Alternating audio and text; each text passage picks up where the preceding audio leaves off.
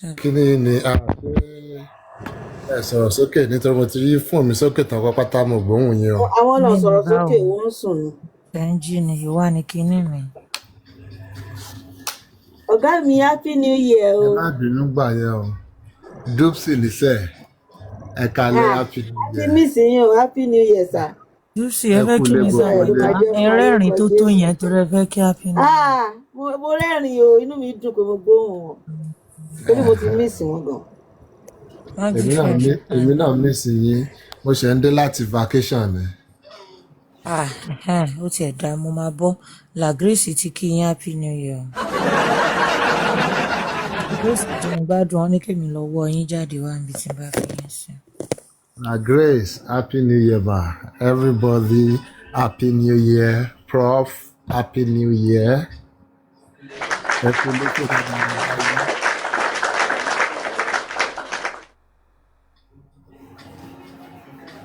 ṣé dáadáa la bá yín ṣé justice wa ṣé ó move síwájú àbí báwo lẹ́rìtì pẹ̀lú ẹ̀ ń sìn yín àdẹ́kù gbogbo nǹkan tó ń ṣẹlẹ̀ all over the world náà.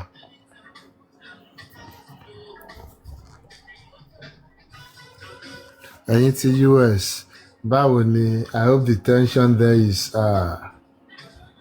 is calm now is everything back to normal now ṣáwọn leaders yìí ò máa escalate here because it looks like that place is now volatile. US ti ó wà hot ju Iraq lọ́gán àbí àwọn ibi tí war wà yẹn. People that can manage their own home they are the one managing or trying to manage other people's home. He wants to take Venezuela, take Colombia, take Mexico, take the whole world, take Greenland, and he cannot even control his own house. Ẹ kú gbogbo ẹ̀ ṣá.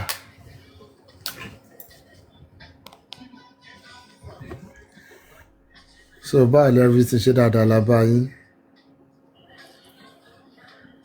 Dupsi kí ni update? Yeah, fine. àwa o ọ̀gá mi gbogbo ẹ̀ ṣáà ń rú lọ wọ́n ní 2026 gbogbo ẹ̀ máa gbóná ó ń gbóná mọ́ wọn ná. Ṣé àwọn oní justice? àwọn ní justice yà wọ́n ṣáà ń jà láàrin ara wọn àwa dẹ̀ ń fi wọn akọ̀ ń wòran adẹ̀ ń wò wọ́n adẹ̀ ń sùn àjáyé but àfi bá ṣe tó rí bàbá ẹlẹ́nu wíwọ́ tó wá ṣe rádaràda lénìí ṣá. Bóyá Agurẹ̀ sì ń train ẹnu ẹ̀ torí ẹ mọ̀ kẹ́ni ẹ tó lè padà sípò ó gbọ́dọ̀ máa sọ̀rọ̀ dáadáa kó máa Wọ́n ní sọ. justice ti di rábì o. rábì náà yọjú agbọ́ ti rábì náà Ta ló ti ń jẹ́ Rábì? àbúrò òsì ló lọ ní èmi lórí Ọmọ kìíní. wèrè yẹn mo rí ń bì lọ́jọ́ tó ń pè é.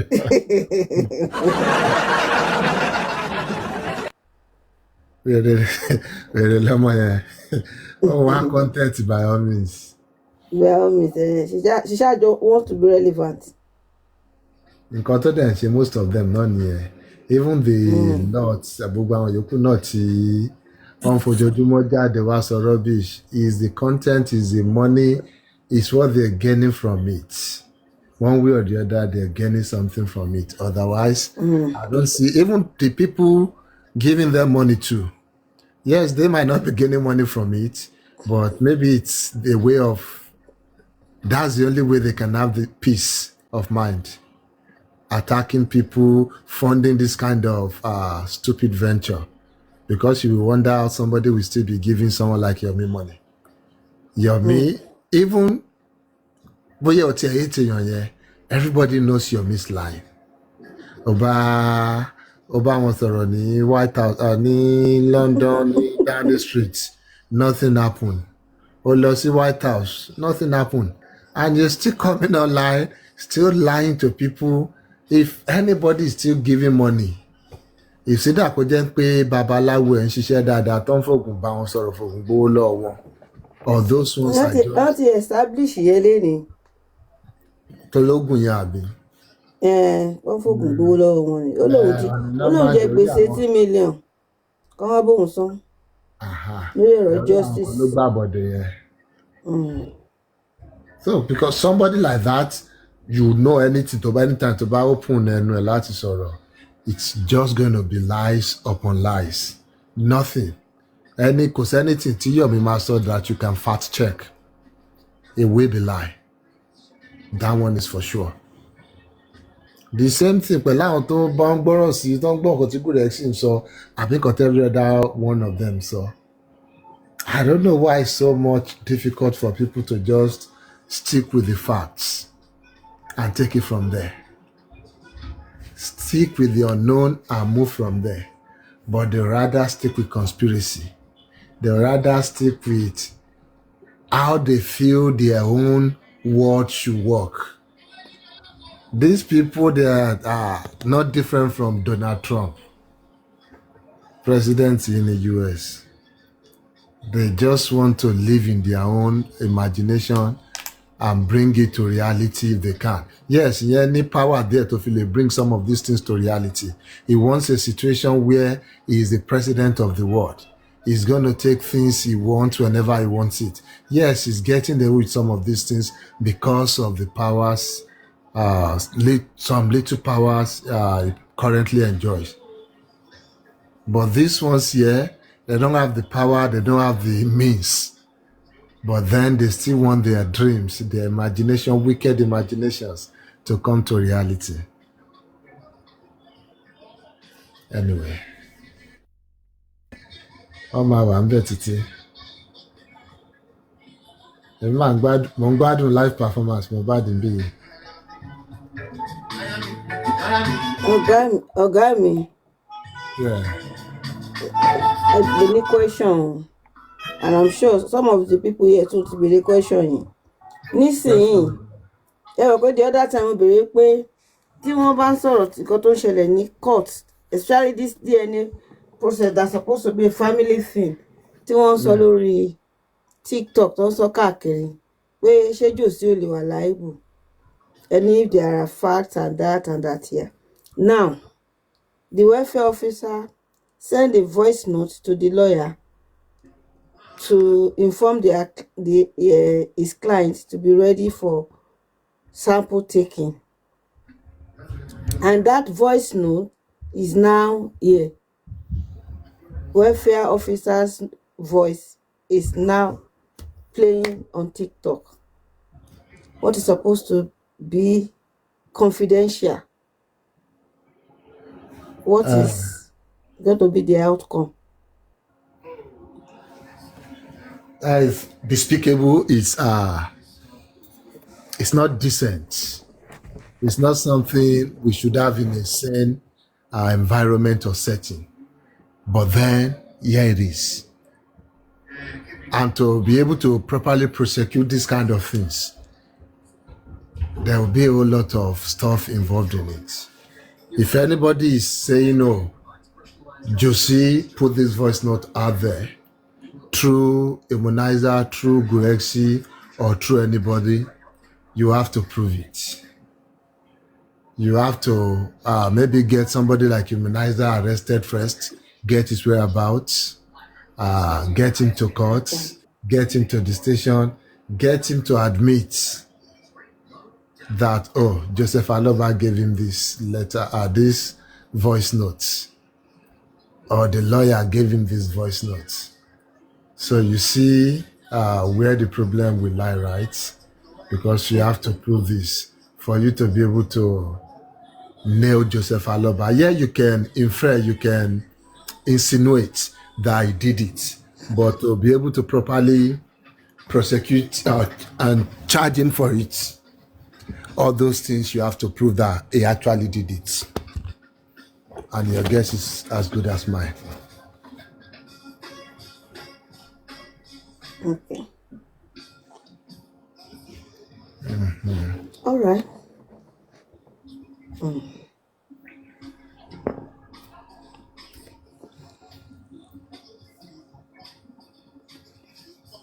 So whatever they properly enough, at the end of the day, tí ó bá affect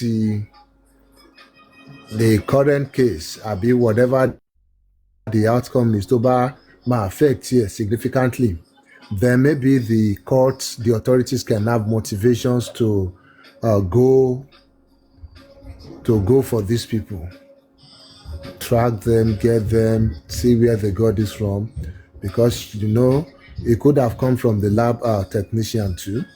It could have been leaked from the welfare officer himself or herself. So it's not something just between Joseph Aloba and the welfare officer. You have the lab technician involved also. So some of these things are not as straightforward as they look.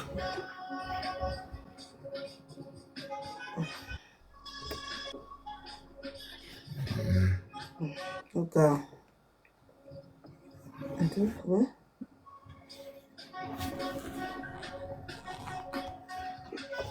Prof, where is How sorrow? are you doing?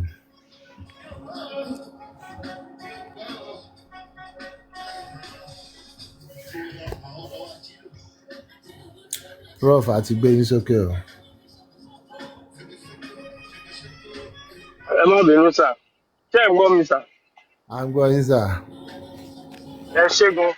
Èmi kàn fẹ́ béèrè ni pé in a situation where there have been innuendos and all that to mi mọ̀ bí ẹ gbọ́ nǹkan tó ń play láti bẹ̀rẹ̀, that is seeming like the welfare officer is compromised,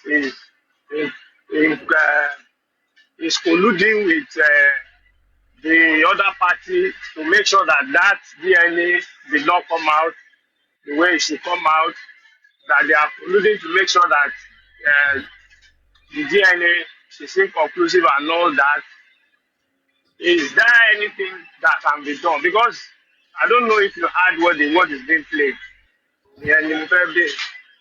Yeah, mo join láàrin ẹ̀ ni, but I can guess since it's Humanizer doing the show and Gurexi replaying it, I can guess the stupidity they are up to without even listening to the full show. So yes, it's like I said, it's not something that should be happening, but then these things happen. It's not the will, the motivation of the courts or the authorities to look into these things. That's what matters, because yes, these people, they can be online and doing these things. You can hear Gurexi. I heard him in while he was talking, saying, Nigeria ló ń wà, òun ò lè sa nǹkan kan, káwọn panelists tó ń gòkè wá kọ́ wá sa nǹkan kan tó ń mọ̀ pọ̀ máa sọ dáadáa. So you can see it knows, because it's traceable, like easily traceable. If he did anything inflammatory or defamatory, it could be easily picked up and prosecuted and charged for that. So he's been careful, but then pushing other people, maybe people who are not within the country, to say some of those inflammatory remarks and things like that. And that's what somebody like the Immunizer told Nonche. And to be sincere, that's what most bloggers without conscience, and we have a whole lot of them online these days, that's what they do. They make insinuations, innuendos, even some of them direct attacks and defamatory remarks against people. But because they know we're not in the country, it's going to take them a lot in terms of money and other resources to be able to get them to face the consequences of the action. And some people might be, disinterested in those kind of venture. If you look at the money, the time, the stress involved, you just say, you know what, and they will be able to get away with these remarks. Somebody like Immunizer, he's a dark blogger, evil blogger. I recently learned, though we knew from the beginning when he came out with his stupid narrative on Twitter then, that is working for Naira Marley. So we got confirmation again that they grew up together in Surulere. Ojon Lo Mosalashi, not like grew up because that's nígbà tí yẹn padà wá sí country. They were both acquaintances, even more than that, ní Surulere and things like that. So we had the suspicion before. In fact, not just suspicion, we had the confirmation before that ẹni tó ń ṣiṣẹ́ fún náà tó commission ẹni yẹn, and he's been doing that all this while. So somebody like that, he cannot fully come and go, Nigeria mo wa address mi lele yan nǹkan tóun so òun stand by it o máa ṣe ẹ̀wọ̀n, of course. So he won't do that. And that's what the rest of them too, that's what they're leveraging on. They will say shit online, things that they cannot defend. Ìyàrá àwọn táwọn jọ wà gan, they cannot even say it fúnra wọn, believe no, but they come online, hide behind TikTok or behind their keyboard and say these things. So I know it sometimes pisses you off, but if you look at the process involved in getting some of these people, you have to choose battle, be pick battle of them and Sonny. You want to look for the ones, the things to really prioritize, I get. So sometimes you just listen to them, you leave them to their foolishness. Some of these things, they do it maybe to make money, to make name, to be relevant, and people like Grexy to train their mouth. Okay, at least, so you just leave them to it. And frankly speaking, that's why these days, I come in, I listen to the rubbish. I will, okay, some of these things don't even require any response. And that's what we should be doing too, listening to them, not giving any form of response. See, rubbish one because they are full of bullshit. What matters is the truth, the facts, the law. If it's logical also. Not their conspiracies. Not their evil imaginations. But when you matter at the end of the day. They're talking about our fellow uncle, fellow sister, our fellow kinecon. Yes, avuncular and grandparentage test, DNA testing, it is as valid as any other DNA testing.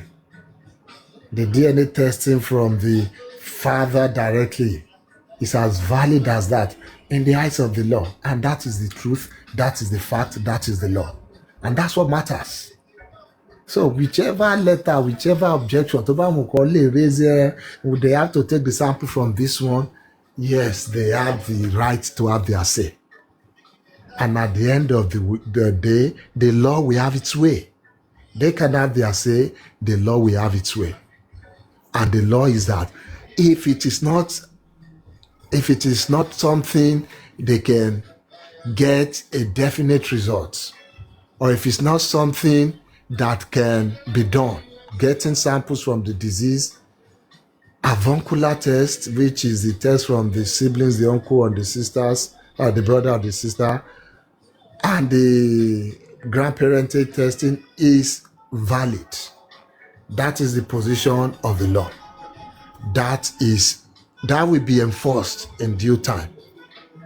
If the court keeps on searching and they still cannot find somebody or a lab within their sphere of influence, within their list of vendors, if there are no hospitals or labs there, they will of course go to the next option, which is the grandparentage or the avuncular tests. And from the voice note they played, it is clear, but of course they will continue to twist things to their stupid ones. It is clear what the lab technician was saying there, that she was laying down the facts to them, that it is an established fact, scientifically proven that, okay, maybe in 1 out of every 4, if you use just the sister, that's the avuncular test, or the brother, that 1 in every 4, there's possibility, you have chances that they might come back inconclusive. And that is why, she said, that is why they will recommend a known parent, at least one known parent, to, what's the word here now? To complement the avuncular test. Meaning you have to do the grandparentage test alongside the avuncular test and compare the results, merge the result. That is when you can now conclusively say that, oh, this DNA is this or it's not. That is what the lab technician was saying. I have heard the voice note over and over again. If they dare, they play it, let people listen to it. That's what she was saying, that yes, if you do a avuncular test, the sister or the brother, 1 out of every 4 might turn out inconclusive. That is why you should use a known parent also, meaning grandparental test. You have to merge the two together, compare the results. Then you'll be able to say, okay, this is this for this. But easily they will twist it to their stupid ones, and killer affection will tell them, àṣìwọ lójú lè ní wọ́n á tún padà sínú darkness lọ́la. For how long are we going to keep doing that? So we'll just see them continue to suffer in their darkness and their wickedness.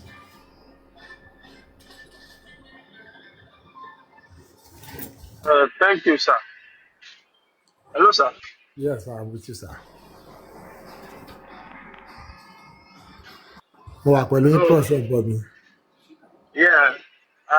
Anyway, for me, that is just a celebration of a paperwork. A letter sent by the lawyer is being celebrated. When you have not even received the response, and I just believe that at the end of the day, all these things will be thrown out eventually, and they will get what is coming for them. But the fact is, all this online narrative sometimes it infuriates someone. When you listen to them, sometimes you just get infuriated, you know. So, Yeah, that's right. thank you for always being there to shed light and give us insight into what is going on and what is happening.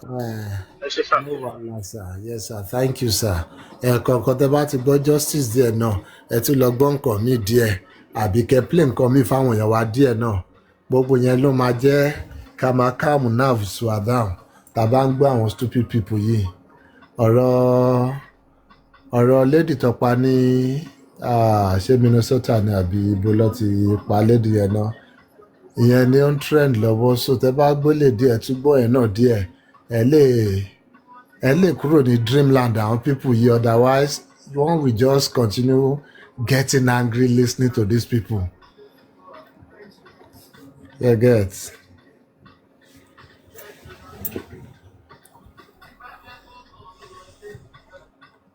Because even once the letter comes, whatever letter they have sent, nobody is saying if they can find it, if the court can find it.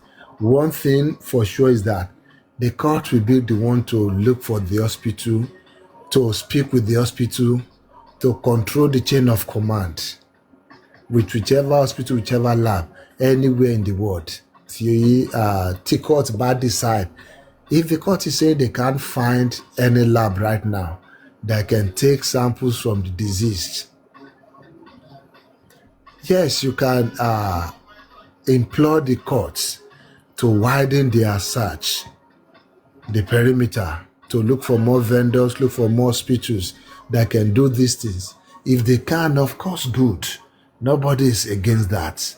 But at the end of the day, if the court considers every other variables, and they decide that no, we don't, or we cannot find, or we are not at this point ready to keep searching, that no, we don't, or we cannot find, or we are not at this point ready to keep searching, that no, we don't, or we cannot find, or we are not at this point ready to keep searching, that no, we don't, or to come out of it, their grandstanding will not move the court to action.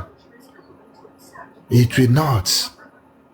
They are still at the mercy and discretion of the courts.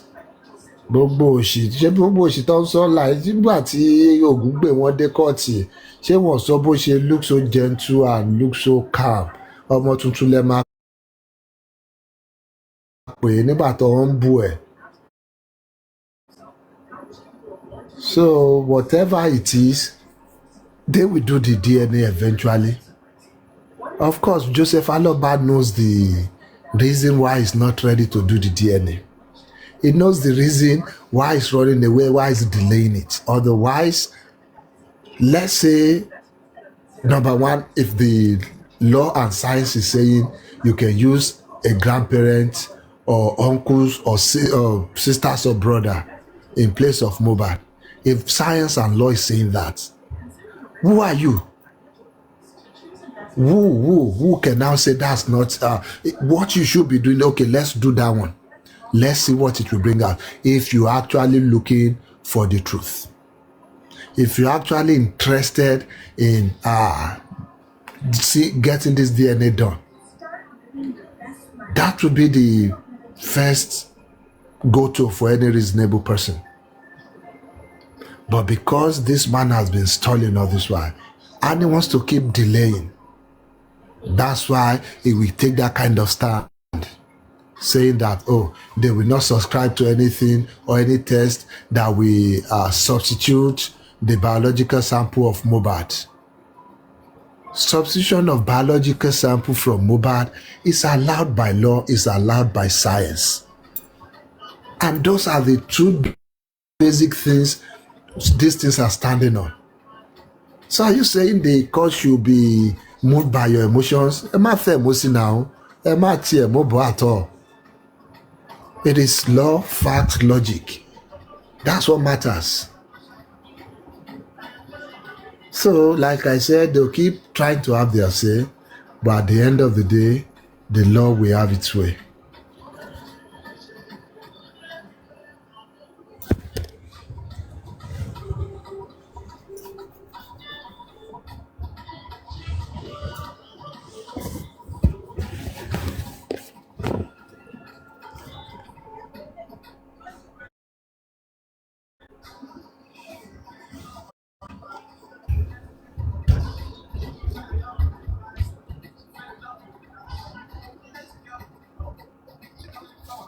Resume, but justice ó ti di ṣàkùṣàkù.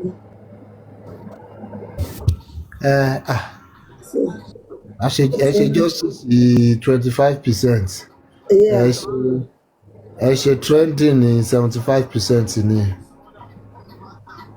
Oh, Prophet Ibole, I wanted to get his opinion on all this adventure of Donald Trump and the world politics.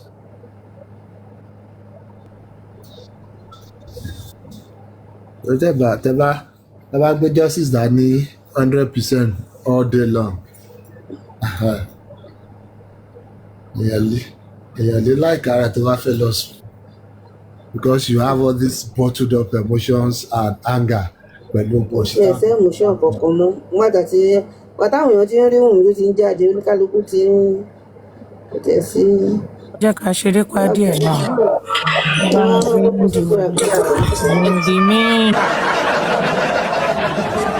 Èmi àti ìdí ẹ̀ ṣe ni láti club. Àwa sì ṣe 30 December ń bí báyìí o. Mo kọ̀ wọ́n platform orí pé Mr Pythagoras. Àmì jayé lọ jàre, ọmọ tó jayé. Mr Pythagoras ṣé wọ́n tún bẹ́ẹ̀ ni? Ṣé wọ́n bẹ́ẹ̀ ni? Wọ́n ń ké o. Wọ́n sì ń ké o. Wọ́n ní kékeré. Wunmi máa ń sí injection ni mo fún wọn. Ọ̀sẹ̀tì wọn. Wọ́n ké yàtì. Wọ́n ṣe wà Wọ́n ké yàrá yòlò. No DNA no burial. Ẹ wo ẹ fẹ́ kú. No DNA no burial. No DNA no sharing of property. Ẹ dẹ̀ ṣe bẹ́ẹ̀ mọ́. Ní táìmù yìí lẹ́fẹ̀lẹ́ ṣe lẹ́tún these guys láti mo gbọ́rọ̀ Mr Pythagoras kan rẹ́rìn ni wọ́n ní pé kí Mr Temi àìdè wa àwọn ilé ṣì ń ṣe freestyle ní 2026 tí ready ẹ àti dáàdi yín àánú yín ṣe mí ẹ má lọ ṣe DNA ẹ ṣì ń ṣe freestyle ṣe ń parọ́ fáwọn àwọn kí ni máa pa àwọn pípù yìí tẹ àwọn mága. àwọn tẹ́tí mess mental health wọ́n tẹ́tí sọ́mọ́dì wèrè ẹ ṣe ń parọ́ wèrè fún wọn ẹ má lọ ṣe DNA no DNA ló bẹ̀rẹ̀ o ẹ sọ fún dáàdi yín wo dáàdi yín ló ti fẹ́ wọ 60 ẹ yà tètè sọ fún wọn Liam ṣe kéré o kọ́ yà tètè lọ ṣe DNA so tẹ bá kọ̀ wí pé ẹ kàn lè máa bọ́ta máa freestyle kí lẹ sọ Mr Pythagoras. Bàbá lọ kú sẹ́nu ẹ̀. Ọlọ́run sẹ́ because bí wọ́n freestyle kan parọ́ kan pa irọ́ nonsense kan parọ́ rubbish kan parọ́ nonsense ẹ ṣe DNA ẹ lọ ṣe ẹ wáìn ni ṣe àwọn gbígbé dáàdi yín ló ní final say ni Liam ló ní final say ó dàbí ẹ wọn ò tọ́ fún yín ok ẹ máa ṣeré kéré ẹ máa rojọ́ everyday lọ́nà ìṣẹ́gbọ́ ẹ máa rojọ́. ní sùúrù ọmọ mi wọn gbọ́ bẹ́ẹ̀ yẹn ta ló náà ní final say. Liam ló ní final say dáàdi yín ò sọ fún yín ẹ lọ bèrè lọ́wọ́ dáàdi yín nǹkan tó jí dáàdi yín rí lọ́wọ́lọ́wọ́ báyìí ẹ lọ bèrè lọ́wọ́ dáàdi yín nǹkan tí dáàdi yín wà lórí hot seat lọ́wọ́lọ́wọ́ báyìí ẹ lọ bèrè lọ́wọ́ dáàdi yín. bẹ́ẹ̀ iná gbé bàbá wọn lábẹ́. but dáàdi yín ò ní bọ́ta wá sọ fún yín bóyá dáàdi yín ló ní final say bóyá Liam ló ní final say. Bàbá ló tọ platform o I no dey here tonight o mo ti sùn. àgbọn ní bọ́ọ̀lù ló tọ platform o. ẹ má bínú èmi àti ń dìde láti club sí mo kàn ń gbọ́ pé Mr Pythagoras tún stress ara wọn 2026 ẹ fa àwọn pípù yìí lẹ́yìn ayé kan máa sọ̀rọ̀ náà làwọn. ṣé stress ara mi èyí tẹ̀ tí wá sọ̀rọ̀ Trump ni. ok mo náà mo rí pé ló ń sọ̀rọ̀ DNA ẹ fẹ́ wọ́n sílẹ̀ kó máa rojọ́ lọ náà ṣé tí wọ́n bá rojọ́ báwo nínú àwọn titun wọn báwo lọ́ọ́ fẹ́ sùn lálẹ́ ẹ jẹ́ kó máa rojọ́ kó fún wọn ní fa ọ̀bùnà kí dáàdi wọn bọ́ sí court kó wá máa bá wọn máa sọ gbogbo eléyìí ṣe ti gbọ́ ẹ bọ́ sí court ní online ẹ kí dáàdi yín bọ́ sí court of law kó bá wa máa sọ pé Liam is a bastard ẹ mọ mẹ̀mẹ̀ ẹ mọ fíìmù ṣá ẹ na online lọ wà náà ẹ ń ṣe 2023 2024 2025 dáàdi yín wá ní ayé wọn ti bà ayé yín jẹ́ má bínú ọ̀rẹ́ mi mo ti ń rojọ́ jù má bínú. torí pé òun ọmọ tó ṣẹlẹ̀ ní pé Mr Pythagoras sọ̀rọ̀ díẹ̀ ni ó ń dùn mí 2026 Mr Pythagoras ẹ má stress ara yín ẹ jẹ́ kí dájú wọn bọ́ sí ti court kí dájú wọn bá wọn máa sọ gbogbo ilé. ṣọ́ ẹ̀yin èèyàn bí ìbà iṣẹ́ ń gbọ́ ọmọ mi ní kẹ́ má disturb ara yín. ẹ má stress o ṣé mi ẹ ti sọ̀kọ̀ fún yín tó bá ti ń rojọ́ díẹ̀ nìyẹn ẹ máa rẹ́rìn-ín ẹ mọ reason kò ń ṣe ẹ̀ka tó ń ṣẹlẹ̀ ní online ló ń ṣẹlẹ̀ kọ̀tò ẹ̀yẹ́ má wọrí tí kò bọ́ sí kí lọ́ọ̀yà ayélálà wọn kò bọ́ sí TikTok ẹ kò bọ́ sí court kó wá bá mi sọ bush. ṣé Liam ṣì wà wake up. Liam come and say hi Liam say hi to Mr Pythagoras. Okay, you want to watch Baby Shark? Okay, bá mi play fún. Kí dáàdi wọn bọ́ sí kíní. See, you know what? All these things that they are saying. ọmọ ò tí ì sùn láago mẹ́ta o. àwọn ṣóńgbé lọ́wọ́ sẹ́ẹ̀. àwọn ṣóńgbé lọ́wọ́ sẹ́ẹ̀. wọ́n wà vacation. Ẹ kì í sọ̀rọ̀ fún yín. Wọ́n ní láti sọ̀rọ̀ yẹn láti calm wọn down. Ẹ ti understand? Wọ́n ní láti calm àwọn people yẹn down. Bóyá má worry online lọ wà. Court of law lèmi deal pẹ̀lú èmi ò deal pẹ̀lú gbogbo online. So that mo ní pé Mr Pythagoras wá sí online ó kàn sọ̀rọ̀ mo ní dì jẹ́ ká bọ́ sí live jẹ́ kí n bá Mr Pythagoras sọ̀rọ̀. ọmọ mi ṣe gbọ́pọ̀ tí mo jẹ́ lọ sí White House. Kò sí wàhálà èmi wà èmi wà fún everybody wọn. ẹ wọ ẹ sọ fún 2026 yìí kò sí àyè negativity ẹ ti understand everybody máa enjoy ni ṣé tó bá ti bọ́ta tó bá ti ń parọ́ yẹn ṣe máa rẹ́rìn ẹ wo ló ń sọ reality fún yín àwọn irọ́ yẹn ò dé court of law o. àwọn àbẹ̀jì kọ́ṣọ́ mu yàn. àwọn sista tèmi ò ní sọ̀rọ̀ fún yín àwọn Mr Pythagoras ò ní sọ̀rọ̀ fún yín bọ̀ ẹ kì í sọ̀kọ̀ fún yín court of law dáàdì wọn wà lórí hot seat o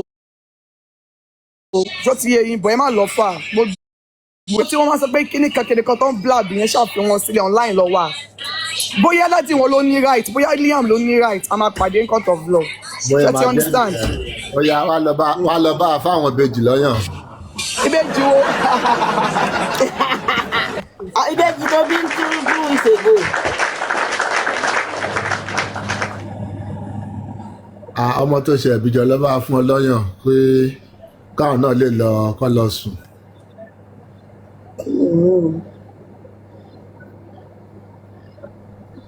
Wọ́n pé mi ò sí online. Mo tan láìfù lẹ́nu. Tó bá ti dọ̀la, kẹ́ ya ready, kẹ́ gbé bucket. Tẹ máa ń kò supply. má ta wà ń bí Gbé àwa ń bí mo ti order drum Kẹ́ máa fi sunkún kún lọ́la. bucket kan kò káyé o. ọmọ mi tíwálé ẹ jàre jáyé lọ nonsense.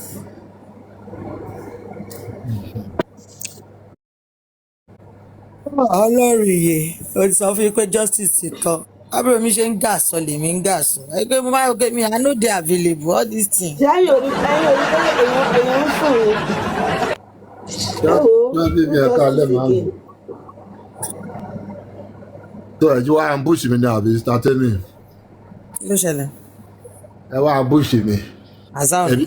Tẹ́bi dẹ̀rọ̀ bí èmi fẹ́ ṣèkà fún yín dìdí mo rí request ẹ̀ ni mo wọ sókè straight n pé. Èmi kì í fẹ́ sọ pé ẹ bá ń gbé India yìí náà lọ bẹ́ ẹ bá ń pìkà àwọn èèyàn nìyẹn. Nígbà tí tó yẹ kẹ́ ṣe kọ́kọ́ wẹ̀yìn ẹ máa sáré ṣe fàkà fòkò Indi yìí ta fẹ́ gbé yìí ṣé ó máa rẹrùn báàbí kò ní rọrùn èmi sì ń rò lọ́wọ́. mo ṣe ní pé Indi nígbà ókè jẹ́ àwọn sókè. Mi I don't know I know say they dey together lèmi kí wò pé mi wà mo sì ní mo máa sọ fún yín wọ́n ló wá sí live wọ́n ní méjì náà sí live nírọ̀lẹ́ yìí èèyàn kan sì sọ fún mi wọ́n ló wá bẹ́ẹ̀ náà báyìí tó ju lábàdàn Wunmi kẹ̀ mo ní òkè tó bá tẹ̀dé láti patí tó lọ o èmi á pè pé kí ló wọ́ọ̀rì ẹ̀ ṣé ó fẹ́ pa wọ́n ni ó jẹ́ fi wọ́n lọ́rùn sílẹ̀. Ìgbà náà kò kí ló ń ṣe. Àṣẹ Yíndì náà tí wọ́n tún sì ń bọ̀ pẹ̀lú Yíndì. Bẹ́ẹ̀ lèmi sì bẹ̀ sọ fẹ́yìn náà ẹ̀yin náà sáré fa Yíndì sókè pé wọ́n náà máa yẹn ti ṣe láìfù kan léni o òun ló tún bọ̀ tà tó tún ẹ̀yin náà sáré sọ pé ẹ fún Yíndì sókè. Ẹ wá lèmi wá ambush yín what's my business next time ẹ̀ ní sáré máa pick èèyàn up.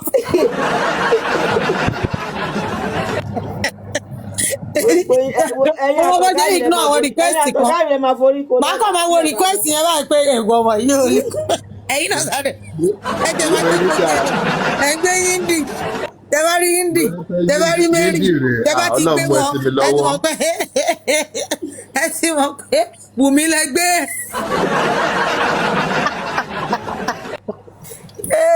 Eli rabi gbà nínú. Ọ̀gá mi a ti wá sí record láti jẹta o a ní láti wọ studio. jẹ́ pẹ̀lú ọmọ wèrè yẹn. Àìrọ́ o èmi àti ìyàwó yín ni nítorí pé àwọn kankan ṣẹlẹ̀. oníwòlẹ̀ ń kọ́. Àwọn kankan ló ṣẹlẹ̀ ló lead sórin yẹn. Akẹ́kọ̀ọ́ máa jẹ́ kó bóyá remix bàbá Mohbad ló ń kọ. Irọ́ èmi kẹ̀ ẹ mọ̀ pé mi láìkì jòsì sí omi ìlú. A fún yín ní copyright strike. ẹ̀yin àti host ẹ̀ máa jọ ń ṣe yẹn I'm not interested. Àwọn kan ló fún bàbá náà fún jòsì advice nígbà tó bá yé ẹ̀jẹ̀ tán ló bá bẹ̀rẹ̀ orin kí jòsì padà sọ́dọ̀ Ọlọ́run ló lè gba justice yìí fún wọn. Ó ti wọ́n yẹn ti kọ́kọ́ ṣe wèrè lọ́wọ́ ti gbé èbú o ṣe gbogbo ẹ̀ òyà Mohbad ò dáa kínní kan ò ṣe ẹ̀kọ́ náà ló bá di host ṣẹwàá mẹ́ host Tatemi Tèmítọ́pẹ́ ẹ má ṣe bẹ́ẹ̀ o torí ẹ mọ̀ pé mi ò mórin kọ wọ́n bá ní mo ti gbàgbé orin yẹn. Ẹ dúró ó ní orin kan tí mò ń wò ń bí ìsìn mo máa rí nǹkan tó ń jó fún Mohbad tó jọjú sí i jẹjọ sí wà nù fídíò ẹ. Èmi ò mọ̀.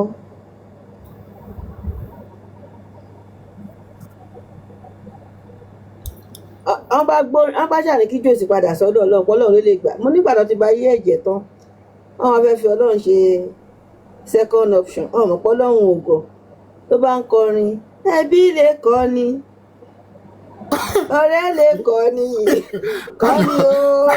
kọ́ ni o ta ló ń kọ yẹn. kọ́ ni o olóṣì kan nínú wọn náà ni ló bá ń kọrin ló bá ń ké àwọn méjì kejì ló bá tún gbé pé don't cry ló bá kọ́ ní orin yẹn ṣáà lè mà tí ó sì dẹ̀ tí wọ́n jojú mi báyìí wọn ò fẹ́ kọrin yẹn. tẹ́kọ̀ ṣe jù sí lélẹ̀ yìí.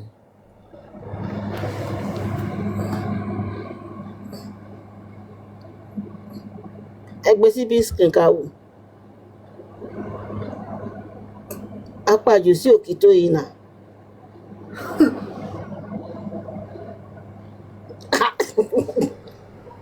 Mi ò rò pápá ẹ̀kìtó yìí. Bí ìpìlẹ̀ ilé ìjọjọ sí torí mo wo fídíò kíní Mohbad kan ló bá rí èèyàn náà tó ń jó lẹ́yìn pa ṣé jòsí wà nù fídíò yìí ni.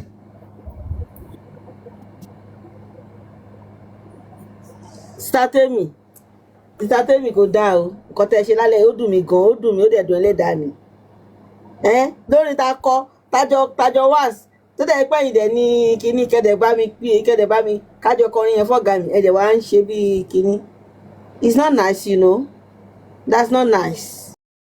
ó tẹ̀ ṣe bóyá mo lè bá yín. àtẹ̀tí sọ pé a fẹ́ lọ sí stúdíò wípé ká dẹ̀ lọ finalize ẹ o. bóyá mo tiẹ̀ lè bá yín ọdẹ wà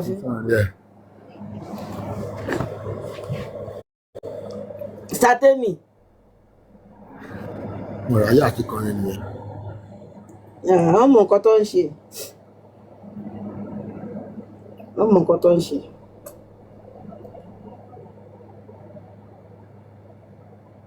akọrin gan jẹta yẹn wọ́n dẹ̀ wá lọ ń ṣe bẹ́ẹ̀ ni pé kíní. Nothing is recorded. Bisimida, how you doing? I will just say, I think I know some of these people in US. Come, let's discuss your country. I'm at US neither.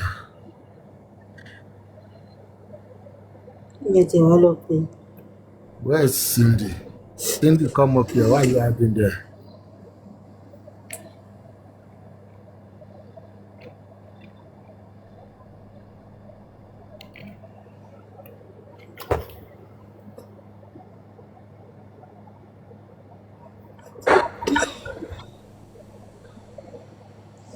Mr Pythagoras. At Cindy, baby. Ẹ káalẹ́ sir. Ẹ káalẹ́ ìyá mi. Yes sir. Happy New Year. Àdúpẹ́ ara ẹni. Àdúpẹ́ ara ẹni báwo? Yẹ́n ní response Happy New Year ni. Dúpẹ́ aláṣà ẹ pé èèyàn yóò dẹ̀ dá yín lóhùn ẹ̀dẹ̀ pẹ́ ní ẹ̀dẹ̀ pè ṣé àmọ̀ pé wọn ò fẹ́ dá yín lóhùn ni. Mo mọ̀ nítorí àwọn ṣe ń pariwo wọn nǹkan tó ṣe fún mi ó dùn mí gan ó dé lẹ́dàá mi o mo fẹ́ jẹ́ Sátẹ́mì sí gbogbo platform lálẹ́ yìí.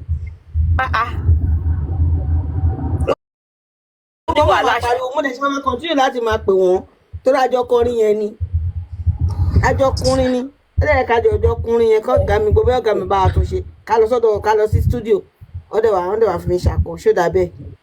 Ẹ má wọrí màá bá yín. Ẹ máa kọ́ létà. Màá dẹ̀ bá yín wá máa bá yín fi tenor part kan sáàrin yẹn. Pythagoras. Yes, I seen the baby. Mo ní àkíndúpẹ́ ara ẹni jàre.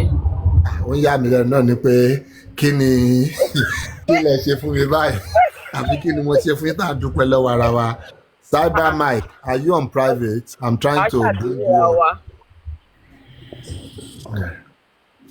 Aṣá àti ríra wa ní kọ̀nà. Ẹni wò pé ká má gbé débì ni. Pythagoras ẹ jẹ́ sọ̀kan tó ṣẹlẹ̀ fún yín.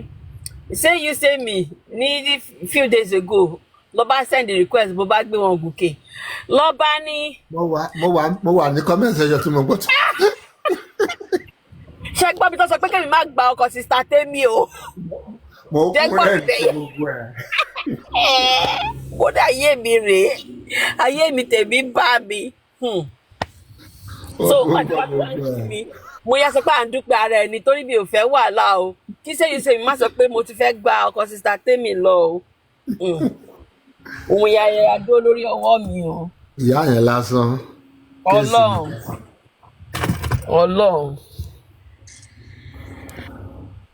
Cyber Mike request Sister Temi ẹgbẹ́ Cyber Mike ó dà ń pé ó yá private ló wà.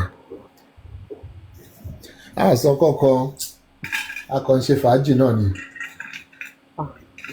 Lọ́ba àfọmọ́ mi àbúṣì mi mo mọ̀ pé òun ni yíǹdì tèmi gbé bẹ́ẹ̀ mi ṣe rí yíndì wọn pé àyíndì ní táìmù yìí. Mo ṣe wọlé náà nígbà tí kò tí lè ju bí 3 or 4 minutes ago tí mo wọlé or maybe 5 ṣá. Mo wá ń gbóhùn yẹn mọ́ pé ohun Wunmi kọ́ ni mò ń gbọ́ yìí ní àbò ohun yíndì. Yíndì lèmi fẹ́ ṣèkà fún pé kọ́ tó mu jarúpá lu fóònù yẹn kí n gbọ́ nǹkan tó ń ṣe. Ọlọ́run wá mú yín. Ọlọ́run wá mú yín. Ó ga ọ. Ẹ sọ pé kí ló ń ṣẹlẹ̀ ń lù wá? Kí ló ń ṣẹlẹ̀ ní LLO yìí? Mo ṣe fídíò kan. Mo wá gbé passport mi sórí, mo wá post ẹ̀ sórí WhatsApp mi, mo ní ó dà pé bọ́ọ̀lù fẹ́ ká máa rìn lélẹ̀ báyìí nísìnyí. Tẹ bá rí èèyàn tó kọ́mẹ̀ntì lórí ẹ̀yẹ kan sọ pé mo wá lọ di tòun náà mọ́ àyà, mo rí pé àwọn èèyàn ń ṣe fídíò yẹn, ó bá gbé passport wọ́n wé mọ́ orí wọn pé ó dà pé padà yé bàbá rìn kiri lélẹ̀ báyìí nísìnyí o. Torí honestly it's scary. It is really really scary. Pẹ̀lú gbogbo nǹkan tó ń ṣẹlẹ̀ lọ́wọ́ yìí. I don't know. Èèyàn kan advice mi pé ṣó ní lọ ra àbọ̀, mo ní èmi wọ́n nígbà ibi tó ń lọ báyìí nísìnyí yóò dà pé oníkálukú máa guide ni o. Mo ní mi ì lè ṣe o, mi ì lẹ́mìí ẹ̀ o.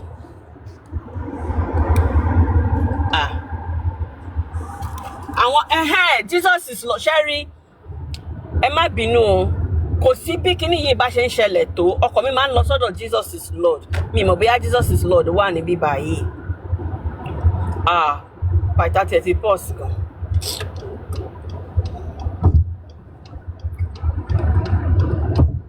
Bóyá ní kọ̀.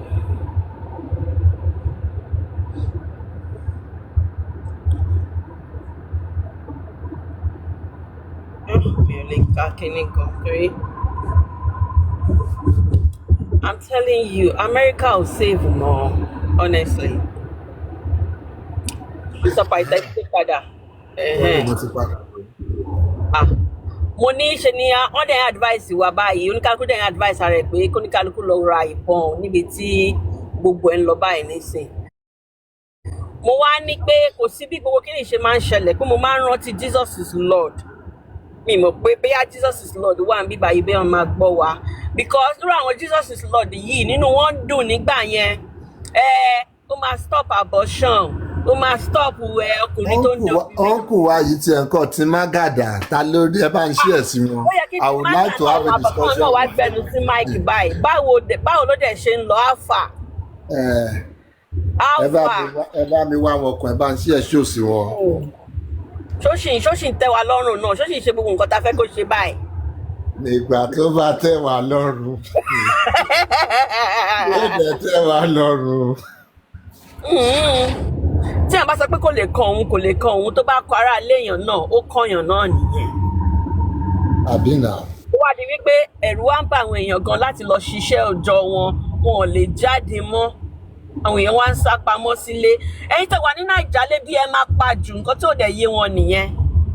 Àwọn fámìlì yín tó wà nílùú òyìnbó tí wọn ò níwèé tó ṣì ń struggle ṣùgbọ́n tí wọ́n ṣà ń ṣiṣẹ́ wọ́n tún send owó sílé nísìnyìí wọn ò máa lè bọ́tà. A lot of people lè bọ́tà mọ́ ṣé bí ìwà nípa wọn. A máa wò ta ni bígbà tó jó ń rán pé níbo ló rọ̀ sílé ni wọ́n máa pè káàkiri ni. Ọmọ ní fún as a citizen gan tó bá dá ẹ dúró wọn á tẹ̀ sí kọ́kọ́ ṣe kọ́kọ́ kó tẹ̀ tó bá clear ara ẹ̀ gan náà. No, see, that one is even funny. Mo wo video clip kan ní ọ̀sán yìí. Wọ́n àkọ́sí bọ̀bọ̀ ẹ̀ ní gas station ni. Ó dẹ̀ fún wọn ní proof of citizenship ẹ̀ bẹ́ẹ̀. They were still asking, where were you born? Did you naturalize? Ó ti rí proof of citizenship ẹ̀. What else? Why are you asking all these other questions? One should, because bọ̀bọ̀ yẹn it looks like a Somalian or something. Yeah. I saw that video. I saw the video. So, because it doesn't look like they are... Yeah, it doesn't look like they are usual Americans. How you should look like. They will ask you questions.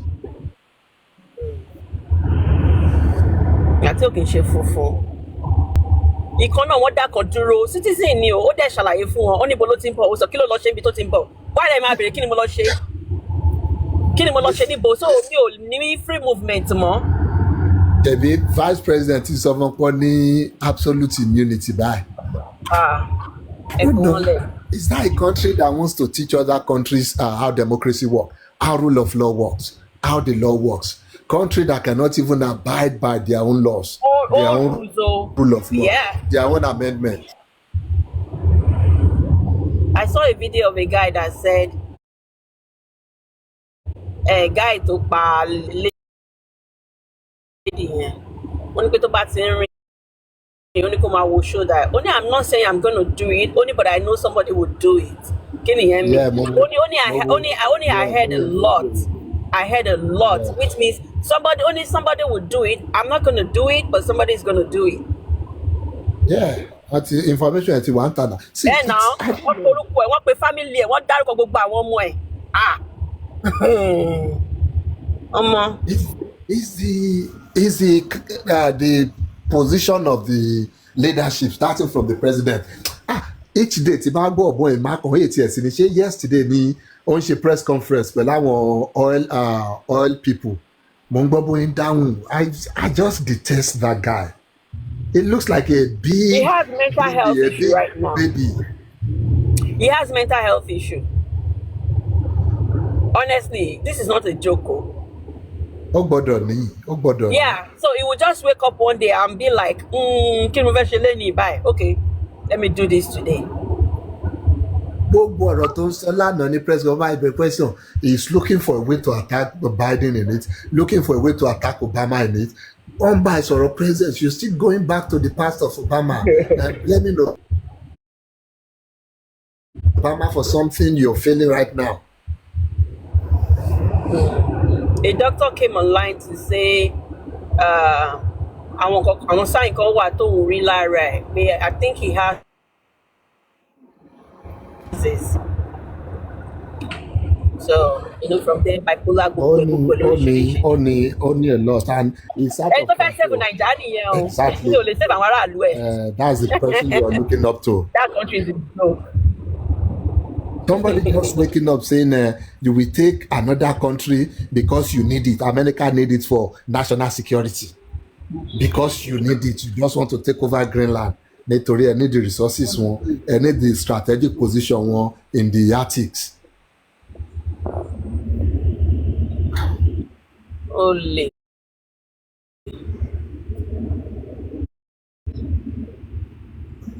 And that's the one to pay another country, African country or Caribbean countries ni shithole.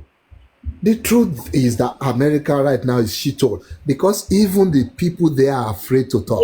They can't speak up. Kí ló fi yàtọ̀ sígbà tó bá ń ṣe riot ní Nàìjíríà tó ń yìnbọn pa àwọn èèyàn ní Lekki toll gate. Kò sí yàtọ̀ ń bẹ̀ o, kò sí yàtọ̀ ń bẹ̀ mọ́ o. Ẹ tó fẹ́ gba Nàìjíríà làdìyẹ o. I saw the ICE officer shooting tear gas into one, is it tear gas or pepper spray, into a protester's eye. So tell me, is that not brutality? Ẹ̀yin ẹlẹ́wà máa complain pé Africa ṣe bákan, they don't respect rule of law. I think we even respect the rule of law more than Americans. And the citizens are afraid now. They cannot even talk. They cannot even hold a proper protest. A proper one. They cannot even, they make up their mind. You have one part saying, no, or whatever they have done, whatever Trump is saying, or whatever the officers have done, they are right. Somebody shot somebody point blank 3 times. And you're saying that is self-defense. Self-defense. Somebody driving away. Okay, let's give you the first shot. Okay, first one, no, to shoot here, or defend that, the second and the third. Those were when she was obviously steering away or moving away completely. So how is that self-defense? What if bullet yẹn bá tiẹ̀ tó bá stray lọ sí bòmí nǹkan tó bá lọ bá any other person nǹkan? What kind of training lérò officer yẹn ló receive? And you say you cannot reprimand that kind of conduct. He needs to face it. Ó pa ni kò ṣe self-defense kankan. Even the videos that came out later, nígbà tó shoot ẹ̀ tán, ó tún ìsọ̀rọ̀ ní fucking beach.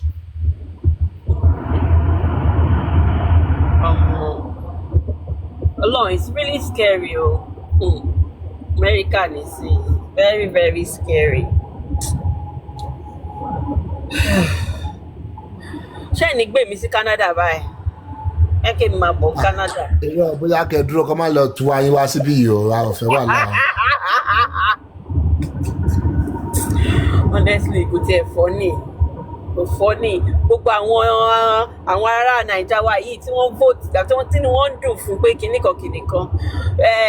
Ẹni tó kàn ló mọ̀ ni. Ẹni tó kàn ló mọ̀.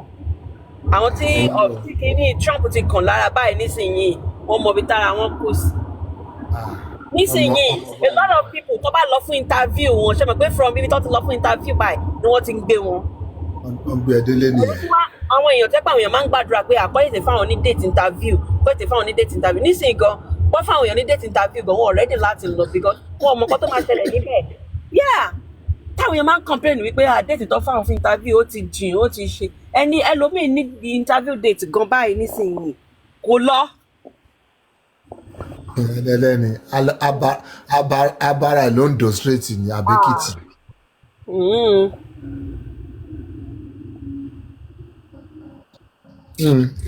Kó wà next àwa dẹ̀ máa lọ Nàìjíríà tiwa kí ló kàn wá. Kó wà tí next Canada.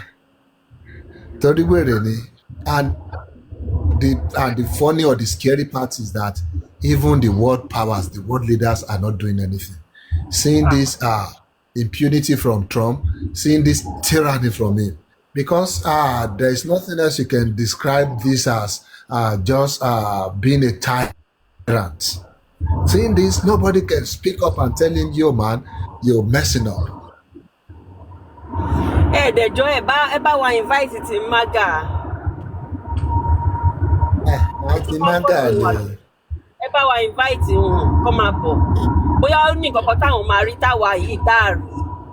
Tó lè wá explain wà kọ́kọ́ wá máa fi balẹ̀ kẹ́. Kọ́ máa wẹ̀yìn wọn lójú títì. Wọ́n wá sì máa gbé wọn. Kọ́kọ́ wá fi máa balẹ̀ díẹ̀.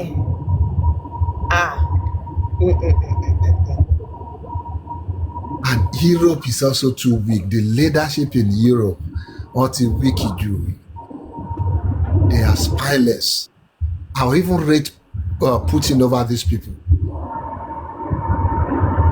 Okay, liberation. Thank you. The MAGA ò lè dáhùn sí irú life alẹ́ yìí o. In fact, ṣọ́nà láìpẹ́ kí n ní fóònù nọ́mbà ti MAGA lọ́wọ́ lálẹ́ báyìí ní sí kí n pè wọ́n. Ó yẹ máa bọ̀ báyìí. Ẹ máa bọ̀. Àti Jesus is Lord, Jesus is Lord. Báwo ni? Ṣó ṣì ń tẹ́ yín lọ́rùn báyìí? Jesus is Lord. Ọ̀kúlẹ̀ wà ń bẹ̀. Kò ní jẹ́ kó máa ṣàbùsàn àwọn ọkùnrin àtọkùnrin àwọn obìnrin àtobìnrin kò ní sí gbogbo yẹn mọ́. Ọjọ́ yẹn mo ní òkè ẹni tí wọ́n sọ pé ọmọ yìí ó máa ní disease kan báyìí o táwọn parents dẹ̀ fi pé àwọn ò lè go through gbogbo stress yẹn ní kìnìkan tí wọ́n sọ fún nígbà yẹn wọ́n náà ọmọ yẹn ò ní ṣe ẹ wo ọmọ yẹn ti di doctor nísìnyí ó ṣe dáadáa kò sí nǹkan tó ṣe. Ìgbàgbọ́ ni ajẹ́kẹ́ mọ̀ tó gbàgbọ́. Gbàgbọ́ àtàdúrà ó ti dá. Yes, see, the issue is not deporting. D1, the issue is not deporting people. The issue is following decent process, following the lawful process, the lay down process, doing it decently and humanly or humanely, to put it that way. But I watched a video today as well. This lady, DoorDash, kini ló ń ṣe, ó wá lọ deliver sí ilé yẹn. Ice dẹ̀ ti tẹ̀lé. Bó ṣe sáré wọnú ilé yẹn nìyẹn, àwọn pípọ̀ yẹn wá gbà sínú ilé.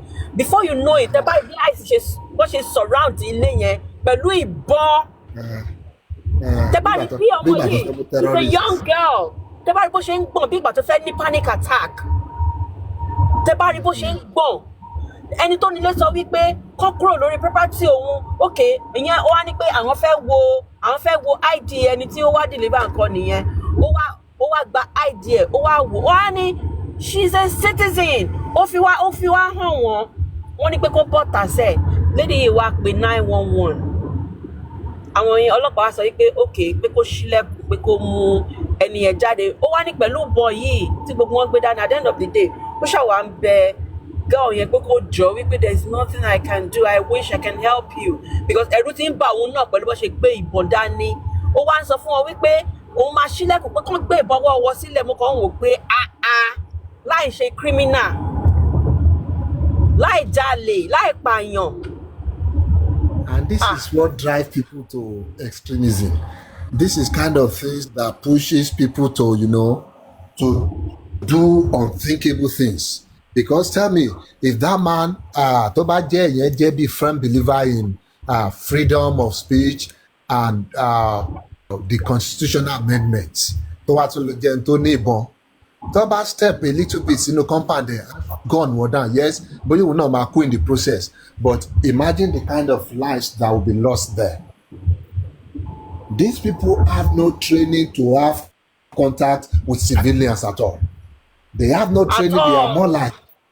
Ó dàbí ìgbà tó bá sọ wípé kí làwọn kí wọ́n lé wọlé ń gbà yẹn ṣé OPC ní àná kò ṣe OPC kí lórúkọ àwọn gbàtọ́ pé SARS ṣe mọ bí àwọn SARS ṣe ń máa treat àwọn èèyàn ní Naija nígbà yẹn tó bá gbá àwọn èèyàn mú tó bá ṣe kínní bẹ́ẹ̀ ni àwọn pípọ̀ yìí ṣe é ṣe. They are thugs. Àwọn agbèrò lọ́kọ̀lọ́kọ̀ jọ sí àìsàn àwọn agbèrò.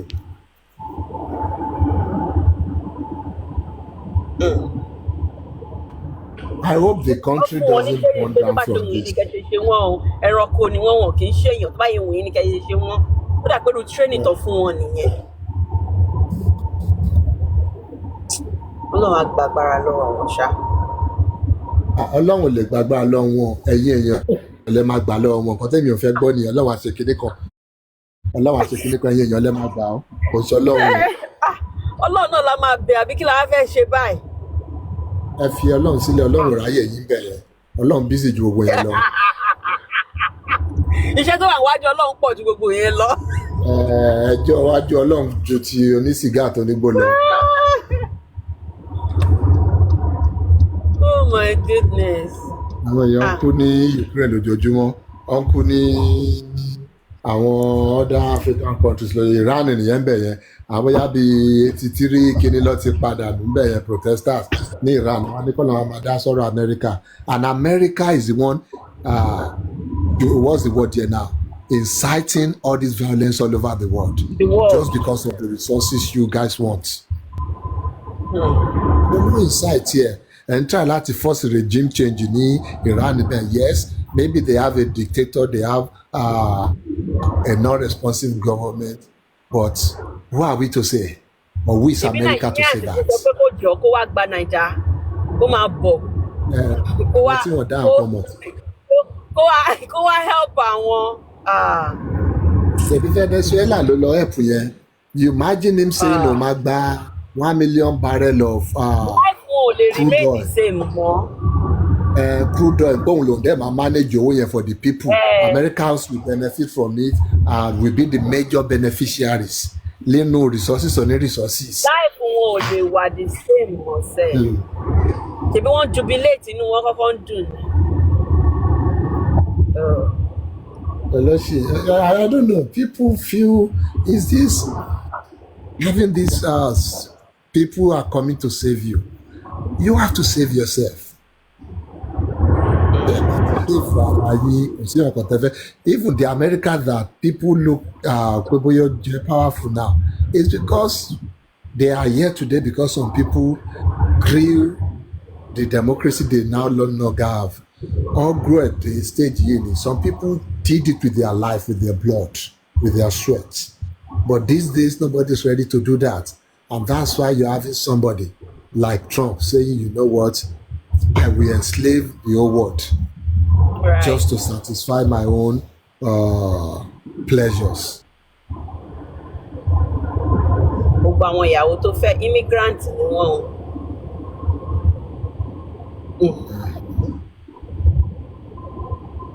They are meddling with people. Look at Vance. West Venezuela. Tell me it's not, that's your vice president. Telling me it's not because of that. Torí ìyàwó ògbà àti president tó wà ń bẹ̀. Tell me it's not because of that. Lọ your president yẹn. Lọ forúkọ ọ̀sán kòrò. Lẹ́nu níbi tó kéèyàn dẹ̀ jí láàárọ̀ kùtù kó dẹ̀ wò pé ó yá ẹ lọ gbé president ní ẹ̀ wá fún mi. And tell me, and there will be a lot of lives. There will be a lot of lives not to lose. And they are covering it up. Ṣé fẹ́ sọ fún mi pé àwọn American soldier àbí CIA kọ́ máa dé wọ Venezuela wọ́n á dẹ̀ gbé ọ̀bọ̀n yẹn láì ṣe pé some people will die for him. Kò sí bí wọ́n ṣe lè burú tó, you will have people, especially soldiers tó máa pèsè àmà kú fún ẹ. So did they report any loss of life? No. They covered it up, and I know Okereju kò ṣe kí bóyá bí 50 happened. Yeah, a lot happened. Tí wọ́n gbé wá sórí social media.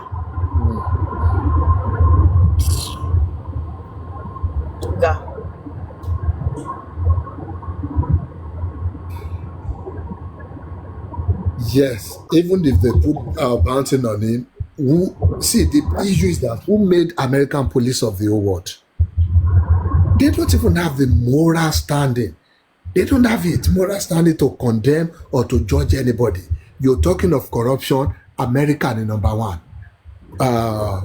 UK and America.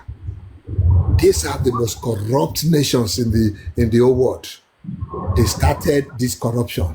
They will put the mechanism in place. They will put the loopholes in place for this corruption to take root and to fester. And you now say, if I teach one the democracy, if I teach one the rule of law. When you are flaunting these rules each and every day. So America will see in any position like to place a bounty lórí any foreign leader. Whether they like it or not, whether the guy rigged the election or he didn't rig the election, the country's electoral commission, they returned him as president the second time. Empower the people. Let them go back to the ballot, or let them be sensible enough and strategic enough to change their government.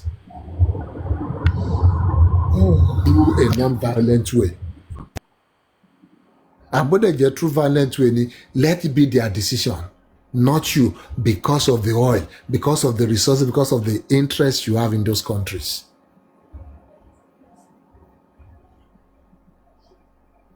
Say Trump is a criminal.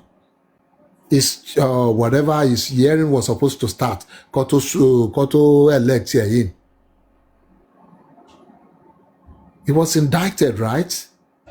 He was indicted by a grand jury for his part and his people's part in the last election, the way they stormed their Ebola storm, Capitol one.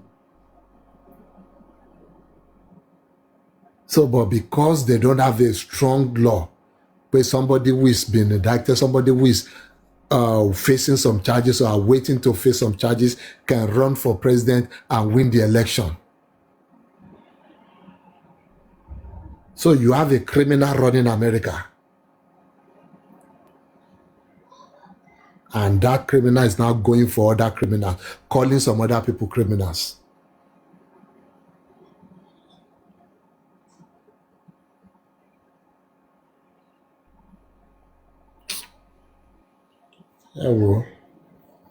America is shito nílùú yẹn. If anybody in this age is still looking up to any country looking up to America, that America will be their savior. America has it, and now we're in your wabi. If this thing were to be in abroad, in America will learn you. In the diaspora. If it is in America, this thing will not happen. Oh yeah, it don't happen now. The stupid yomi don't lay ọ̀rọ̀ Mohbad kid America. Ọ̀rọ̀ ẹni tó pa point blank lójúmọmọ. Pythagoras, ó máa fẹ́ béèrè nǹkan lọ́wọ́ yín kẹ̀.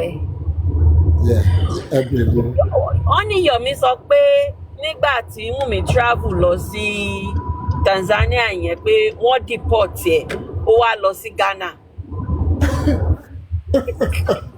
ẹ gbà mí. Ó tún gbé vacation lọ Ghana náà nìyẹn. Ibo ló wá gbàdé léṣe South Africa ló wá fọ padà Òní wọ́n gbàdé lé. deport ẹ o. Ó ló lọ Ghana pé wọn ò jẹ́ kó wọlé pọ́n lè padà bọ̀ kò sọ pọ́n deport ẹ̀ ní Tanzania. Wọ́n lè ọkẹ́ bí ẹ Ó tó fún mi ní lẹ́yìn tó lọ Tanzania yẹn ní pé ṣèbò tún fẹ́ gba Ghana sá lọ pé ọwọ́ àlè padà. Mo wá ló ga o pàtà òde sílẹ̀ yìí fẹ́ mi wípé wọ́n dá ọmọ yẹn padà ní Ghana. Ó tún ní ń pé àdúrà pé ìbọn wà lọ́wọ́ àdúrà pé ìbọn tó fi ṣiṣẹ́ gbogbo nǹkan tó ń lò pọ̀ wà àdúrà ló wà. Ó tún sọ mí lánàá. Wọ́n sọ pé sọ yẹn náà pé ìbọn wà lọ́wọ́ àdúrà. Àdúrà ló máa ń kó bọ̀ sí lọ́wọ́. Ẹnu mi á kó bá mi. Yomi ti rò pin so ti rò kí ni o lè sọ. Wàhálà Yomi ti rò pin tó tọ́ that's the right word. That's the right. Tẹ́lẹ̀ pé tẹ́lẹ̀ tó bá ń play ẹ̀ in fact gbogbo bíi 2 weeks ago yẹn inú máa ń bí mi pé kí lẹ́yìn gbọ́ bọ̀bọ̀ ẹ̀ fún but tí wọ́n sọ pé láti gbéyà bíi 4 days báyìí nísìnyí wọ́n rà bíi comic relief fún mi bíi pé tí bá fẹ́ rẹ́rìn-ín bẹ́ẹ̀ lọ́rọ̀ ẹ̀ ṣe wá rí fún mi. Oníṣẹ́ ọmọ lẹ́tà tóun sọ mí ti síwájú níwájú Trump. Oníṣẹ́ rò pé nǹkan lọ ṣe níbẹ̀ yẹn.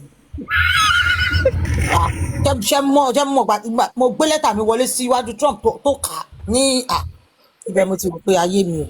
Wọ́n ní ó sọ pé àwọn press gan wá you can see CNN here you can see kìnìkan here to hear from us kìnìkan tá a fẹ́ kìnìkan. Nísìnyí ọ̀rẹ́ ò wá ṣe mí nìkan kan mọ́. Ọba bá wa gbé president wa àbí tààrẹ wọ́n bá arrest ẹ̀ sí tí ò lè ṣiṣẹ́ Yomi fún Yomi. Iṣẹ́ ìta American face lọ́wọ́ báyìí ṣé wọ́n ráyè tí ṣé máa ráyè tí Mohbad báyìí gbọ́dọ̀ lè fẹ́ ṣe. Àyè wọ́n gbọ́dọ̀ ráyè tí Mohbad Yomi wọ́n máa pa ní ìtọ́jú 100. lọ́wọ́ tì àwọn agbẹ́ ọ̀rọ̀ Mohbad àbí òkè.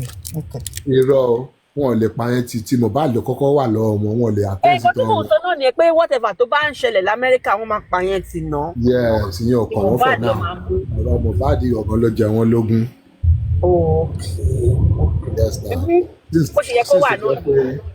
It's a renowned human rights activist òun ló wá ń do cases so wọn lè sọ no sí Yomi ẹ mọ̀ pé ní embassy lọ ti fún Yomi láwọ́ọ̀dì ni. Báwo that's true. Award human rights kìíní. That's true. Ọlọ́mọ sọ wá di wèrè aláṣọ. Ibi máa ń rí Yomi sí i. Láì yá ìlẹ́nu tó bá ru Yomi wálé bí àkóyọ̀ wọ́n máa deport ẹgbẹ̀yìn ni. Ní ìta Amẹ́ríkà tẹ̀ ń lọ yìí. Ṣẹ́rí èèyàn kọ́kọ́ ní láti report ẹ̀ ní ìta Amẹ́ríkà ń lọ yìí but the thing is kò sí nǹkan tó ráyè tèèyàn kan lọ́wọ́ yìí. Ìwé kò ráyè tèèyàn kankan tó ń bóní kálukú pù gan-an. Ní kálukú kò mọ faith ẹ̀ kan báyìí. Ká tó fi bọ̀rọ̀ yìí. Tí Yomi bá tó bẹ̀ kó sàdírẹ́sì ẹ̀ fún wa táwọn àìsàn ò bá lè ka mọ́lé láàárọ̀ ọjọ́ kejì. Kò ní sọ.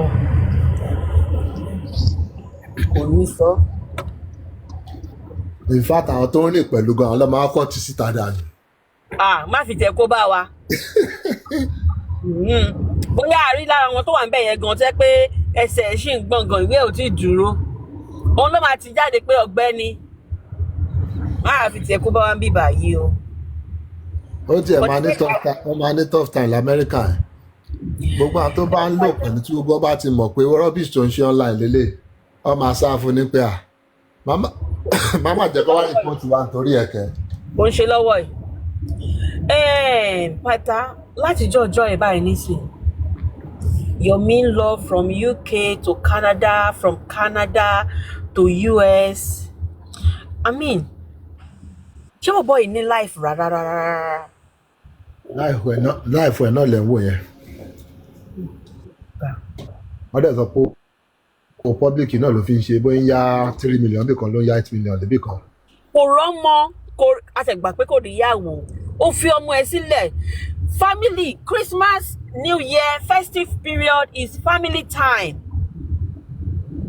That is family time. In fact ní bíbá yìí láwọn èèyàn tí mo mọ̀ bíbá yìí dáadáa tó bá ní family that is the time for everybody to come together. You left your kid ẹyọ kan ṣàlò ní Naija ó fi sílẹ̀ no Christmas no New Year ó dẹ̀ ṣe ń lọ round. Bírú bàbá wo lélẹ̀ ṣé tó sọ pé òun fight fún mẹ́tọ́ mi kó gbé fún lélẹ̀ ṣé ó possible kó gbé fún bàbá játijàti yìí báyìí. ìyẹn lẹ fi máa mọ̀ pé this person ò ń really ṣe activism yìí dáadáa ó ń put life ara in danger kò consider enjoyment ara ẹ̀ so I think it's a plus it's an added whatever jewel to his crown. Ìwọ yìí kan náà ló máa sọ pé gbèsè tó wà lọ́rùn ẹ̀ o ti yáwó fi ṣe kinní kan o ti yáwó fi lórí ọ̀rọ̀ ọlọ́rọ̀ tí ò pín lápá tí ò pín lẹ́sẹ̀. Ọmọ. àwọn tó ìyá lówó lọ ya wèrè. Kò sí yàtọ̀ láàrin àwọn tó ya lówó àtòun. Kò sí yàtọ̀ láàrin wọn. Ẹ máa rí Yọ̀mí sílẹ̀ pẹ̀lú gbogbo òṣì tó ń ṣe kiri yìí ẹ máa ya lówó. Àwọn èèyàn tẹ̀lé rówó wọn gbà náà because kò ṣiṣẹ́ náà ṣe bẹ́ẹ̀ tó bá ṣiṣẹ́ ló máa dá owó tó bá yá padà. àfi tó bá jẹ́ pé ṣe ló ń lògùn fi yáwó lọ́wọ́ wọn èèyàn ṣe á máa rùn bẹ́ẹ̀ yẹn tó máa dọ̀tí bẹ́ẹ̀ tá fi yáwó lọ́wọ́ owó tó ju 20,000 lọ tó lè sọ pé báwo lè fẹ́ dá padà. Kò ṣiṣẹ́ gbogbo àwọn ẹgbẹ́ ẹ̀ ló ń ṣiṣẹ́. wọ́n ní Yọ̀mí máa ń rùn ní that's what I heard from him. Èèyàn sọ pé òun òkè òun wẹ̀ for 5 days kí la expect ó máa ń rùn. Pẹ̀lú gbogbo jọ̀bọ̀jọ̀bọ̀ ara yẹn gbogbo pàlàpàlà ìdí ẹ̀yà I'm just imagine lọ́wọ́ sure. Láti mọ̀ pé ó dẹ̀ tóbi gbogbo tán yẹn ràgàdà yẹn gbogbo àárín tán yẹn. Imagine kẹ́ gbogbo bíi abíyá ẹ̀ gbogbo bíi ẹran tó máa ń ṣẹ́ níbi abíyá yẹn gbogbo àwárí pàlàpàlà.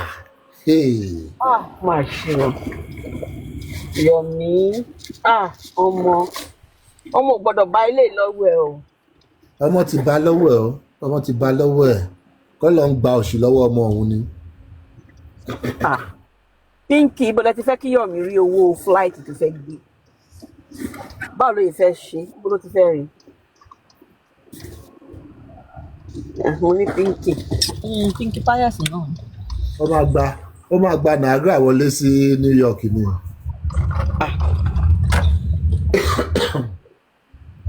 Pẹ̀lẹ́ o. Ó ga ọ Ayọ̀mẹ̀.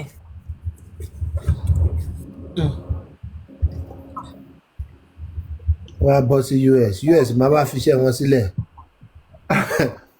wọ́n á fi riot tó ń bá wọn fà sílẹ̀ and I even feel that riot you see riot now the protest tó ń ṣe ní Minnesota and the way Trump, Vance and what's that woman's name Naomi Abikilonje the way they are pushing their narrative is more like they want these people to turn this protest to riot so that they can have reasons to deploy the National Guard into the place and take over the state or something.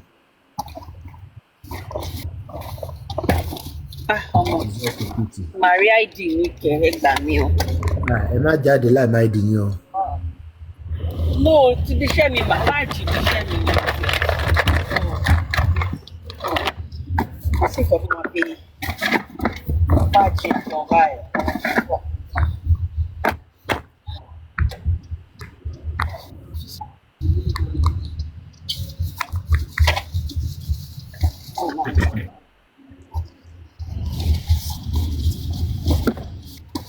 Wọ́n ní má jáde láìsí àìdí tó bá lọ gbé mi. Màyà ní ẹ gbé mi lọ Canada ẹ jù mí sí Canada ni ẹ gbé mi lọ. Irọ́ ẹ jọ nítorí Ọlọ́run àfẹ́ property US ní Canada ìgbà lẹ́wọ̀n a máa fún ọ justification láti wá ká ọmọ nìyẹn o. Ṣé ẹ máa wò mí níran? Ẹ máa ja kéèsì yín bẹ́ẹ̀ ni o a máa fàdúrà ràn yín lọ́wọ́ ni o. Ó ga ilé ayé. Ẹjọ́ nílùú ọ̀hún ni ẹjọ́ máa bára yín fà ni. Ọmọ dàbí wípé mo ti gọ ara mi.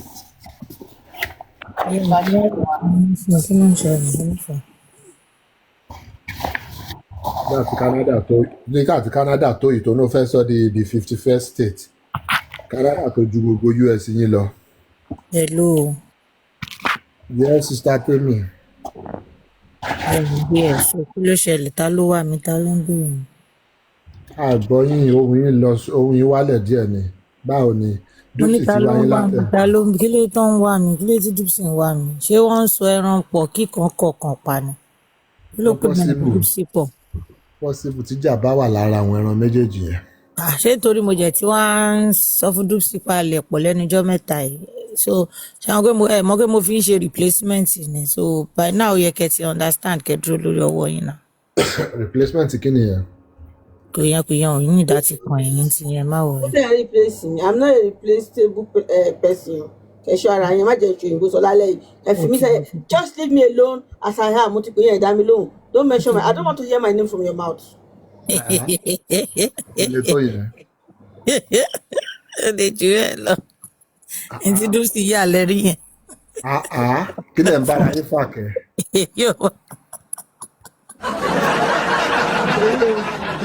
Ẹni tó máa bá Dupsy máa ṣe ṣàgbé kiri lọ́jọ́ máa ṣàgbé lọ́wọ́ èmi àti wọn kọ́ Dupsy ẹ̀wò rẹ̀ mí gbogbo tẹ́ ẹ̀ ṣe lé ní yóò kàn mí Ọlọ́run. ó tán ṣé wọ́n sọ fún yín pé wọ́n gbọ́ yín àbí wọn ò gbọ́ yín iṣẹ́ dẹ̀ ti confam. Irọ́ mo lọ ṣáwà táìmù bí iṣẹ́ ti ń tó so mo gbọ́ wọn. Wọ́n gbọ́ náà mo mọ̀ pé wọ́n gbọ́ mo ṣe ń pariwo mo mọ̀ pé wọ́n gbọ́. Mo gbọ́. Wọ́n ti sọ fún mi lánàá. Mo ti sùn mo ti ṣe oversleep mo ti sùn láti bíi 4:30 mo jí after 9 so I had to just get some things done and prepare for work. Torí ká tó ṣe ń sùn Olùyẹn pọ̀ jù náà. Odindi 5 hours fọrun lọ́nà. èmi nìkan ọdún òun ti sùn lẹ́gbẹ̀ẹ́ yìí. Orun yẹn ti pọ̀ jù fún yàn kan. Ó pọ̀ Ọlọ́run ó jẹ́ ti affect mi báyìí torí ṣe ló dà pé mo wá tiẹ̀ wá gbogbo system wá shut down báyìí. Èmi tí mo lè sunrun 12 hours lórí ìdúró. Ọlọ́run á bá yín yanjú ẹ̀. Ìṣòro ẹ̀ mi gan. Dupsy kí lẹ sọ pé ó ṣẹlẹ̀? Mr Pythagoras ẹ̀yin nǹkan tẹ́ ṣe lénìí ẹ jọ ẹ ṣáà má tagi mi o anybody má tagi anybody jẹ́ má pè mí call me out. Kí ni mo ṣe lẹ́yìn níbo? Bẹ́ẹ̀ lẹ gbé àbúrò yín wá sókè pé kó wá press neck yín ò kàn èmi o. Èmi wọ́n ti mọ̀ pé lẹ́yìn pẹ́ fẹ́ ambush mi náà ni. Ó jẹ́ pé alẹ́ tí mo resume lẹ́sẹ̀ mọ̀ kó wá sókè wá sọ̀rọ̀ jẹ́jẹ́ mọ́. Mo wà ní vacation láti ọjọ́ yìí. Ẹ̀jọ̀ gbéra yín wá sókè. Orí kó lálẹ́ yìí báyìí torí ẹ̀ náà.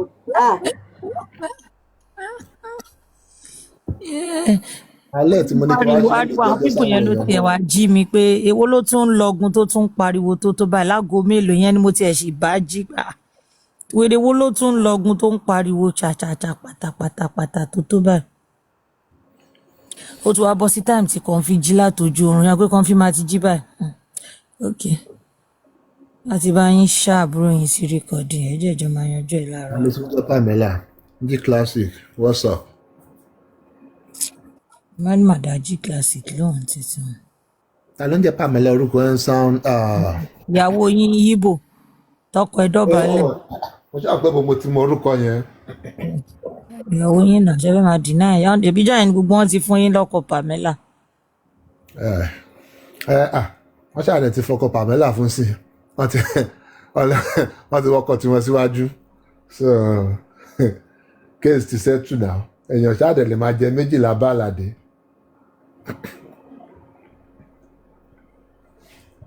Kí Pamela lọ jókòó ọkọ wa fàn ju ọkọ Pamela lọ. Mr Pythagoras so ká padà sórí justice àwọn tó ń pariwo látàárọ̀ yẹn kí ló ṣẹlẹ̀ tó ń pariwo. èmi àti ẹ̀ṣọ́ ṣe justice ẹ̀ṣọ́ kan wà fàn ju ọkọ Pamela lọ. bóyá kẹ́ lọ sùn.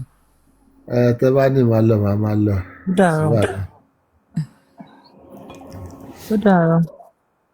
Ó dàárọ̀ ẹ tẹ́kì ara yín. Ẹ kí wọ́n lé. Máa gbọ́. Ìjọ́ tẹ̀ tí wá asinmi má gbé tọ́pìkì tó máa ṣe kíní wá fún mi. Tọ́pìkì tó máa ṣe kíni? Kí ló ṣẹlẹ̀? Mo ní mi ò ṣe tọ́pìkì mo ló dàárọ̀ àbí kí ló ṣẹlẹ̀? Mo ní ká ṣe tọ́pìkì ní ẹ̀ lè sẹ́ńsọ̀ mi. Mo ní má ṣe ẹ lè ní má sọ̀rọ̀ náà ṣe máa ní má sọ̀rọ̀ ni. Èèyàn ṣòro ń gbà náà.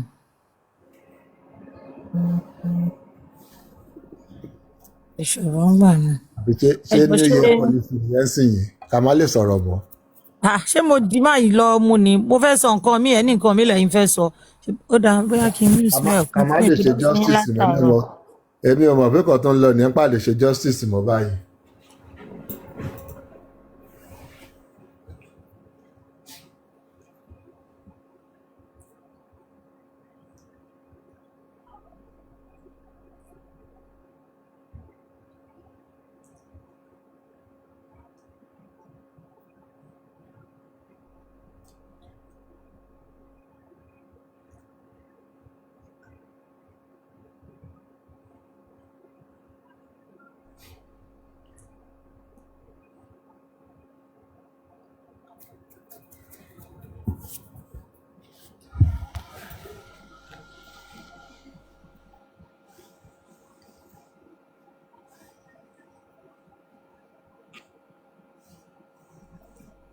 nígbà tí kẹ̀jẹ̀ wá parí nǹkan tẹ̀ ń tẹjọ́ ń sọ àbí òun ni tẹ wá da platform dúró fún mi báyìí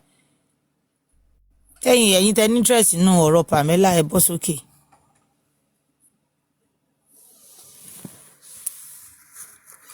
interest nínú ọ̀rọ̀ Pamela kó má di ta máa yọgi tira wa o torí position oníkálukú lórí ọ̀rọ̀ Pamela yàtọ̀ má gbé mi lọ bí tí mi fẹ́ lọ.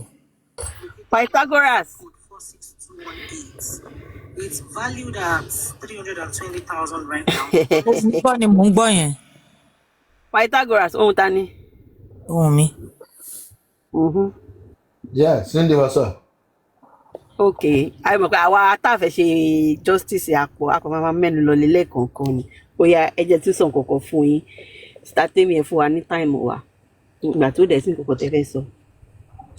Mi ò mọ̀ bóyá ẹ rí fídíò girl yìí US Army ní ọmọ Nàìjíríà ni tó ní pé òun san owó ilé fún òun san mọ́gẹ́jì méjì pé ìkejì pé òun try láti ta òun ò rí ta òun try láti bóyá káwọn èèyàn rent ẹ̀ pé òun ò rí pé èèyàn kan ló ń lo bẹ̀tẹ́lẹ̀ ìgbà tó wáyá tẹ́ni yẹn kúrò ẹni ẹ̀ ṣá lady yìí wà ní Indiana dá mi lórúkọ ẹ̀ mi ò mọ̀ bóyá àwọn èèyàn okay you saw it so I have a friend in Indiana tó yẹ pé òun náà ibẹ̀ yẹn ló ń gbé so ó fẹ́ ra apartment tó máa lè máa fi ṣe business ó ti ní apartment tiẹ̀ ó wá fẹ́ ra apartment tó máa fi máa ṣe business mo wá rí kinní yẹn mo kàn share pẹ̀lú ẹ̀ ní ó wá ní pé pé mo ṣe gan pé òun máa find out bó ṣe reach out to sí lady yìí nìyẹn ó wá fún wọn ní appointment pé ẹ má yẹ kí n sọ so that àmọ́ bí tọ́rọ̀ lè fly dé ṣá at the end of the day ṣá bí kò fún wọn time báyìí kò fún wọn kinní báwọn èèyàn ṣe bẹ̀rẹ̀ sí ní pé nìyẹn tẹ bá rí girl yìí tẹ bá rí iye tó jẹ gbogbo àwọn èèyàn lọ ẹni tó sọ pé òun ní mọ́gẹ́jì méjì tẹ bá rí iye tó jẹ àwọn èèyàn lọ tẹ bá rí orúkọ èèyàn tó fi ra ilé àmì tó fi ra mọ́tò tí ó wá ń fi mọ́tò yẹn ó fi ń ṣe ṣófi ó ń lìṣẹ̀ fáwọn èèyàn in a year ó ti 15,000 mileage ti wà ní orí mọ́tò tí ó gbà kò san like ó já àwọn èèyàn lówó lọ wọn ló tún fẹ́ ọkọ èèyàn kan débi pé ìyẹn di wàhálà but thank God wípé ìyàwó ẹni yẹn ó dìde láti support ìgbà tí yẹn fẹ́ ra lé ìyàwó ẹ̀ tó mọ̀ wípé ó lọ kó sáìn pẹ̀lú èèyàn kan láti ra mọ́tò wọ́n wá ní pé wọn ò lè ra ilé yẹn because ó dàbí pé wọ́n ti gba mọ́tò padà ní ọwọ́ ẹ̀ gbàgbé bí story yẹn ṣe jẹ́ láàrin yẹn ṣá nǹkan tí mo ṣàfẹ́ talele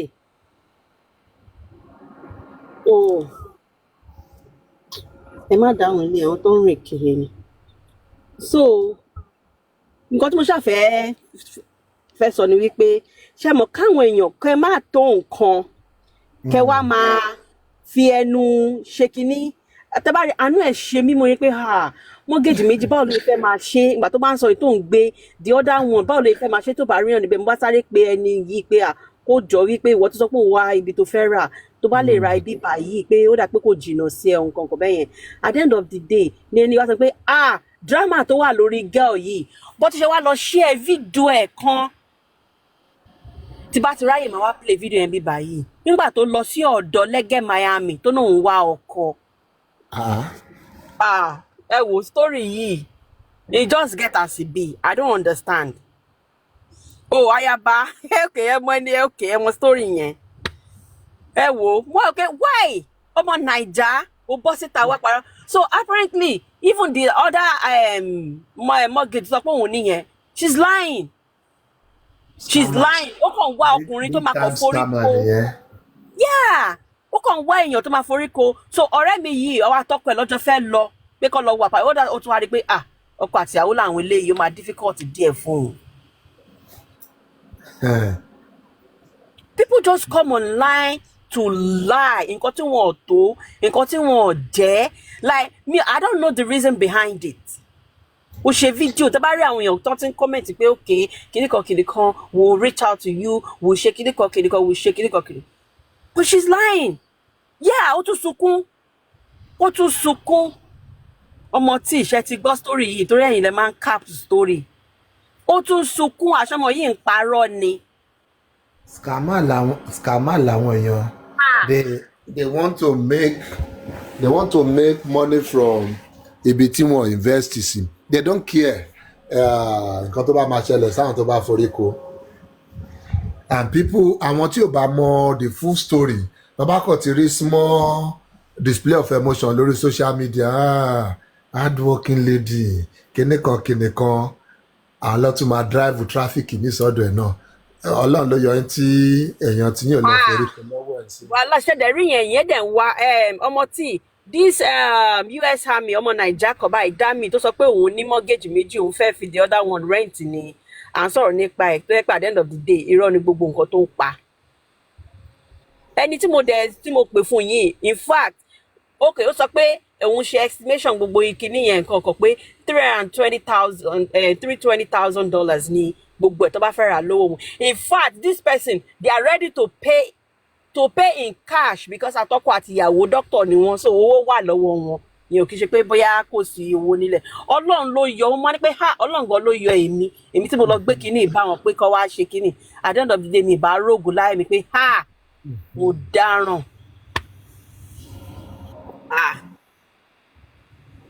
Yes àhóparọ́ o ọmọ ó parọ́ àwọn pípẹ́ yẹn kàn ń pè mí back and forth lẹ́ni ni pé wá ọ̀gbẹ́ni ẹni tó fún wa yìí kò yé wa ó fún alápọ̀ntímẹ́ǹt nígbà báyìí àwọn dẹ̀ ti sọ pé kínní ìgbà tó sọ ó tún yí pé tó bá di gbà báyìí gbà tó yá àwọn tún pé sọ pé òun ò sí around òun wà ní camp òun ṣe kìnìkan ni story ẹ̀ wá bẹ̀rẹ̀ sí ní jáde wípé ó ń gbá àwọn èèyàn kiri ni wọ́n ní gbèsè tó wà ní ọrùn ẹ̀ bó ṣe wà yẹn gbèsè tó wà ní ọrùn in fact blog kan tún wá gbélé ní iye again because that video went viral so àwọn èèyàn wá ní opportunity láti jáde to talk about her blog kan gbé wọ́n share gbogbo message yẹn pẹ̀lú mi mo ní wow believe what you see on social media at your own risk ni o people will just come out to lie o kò fẹ́ scam àwọn èèyàn American Army ni o yes US Army ni for real US Army ni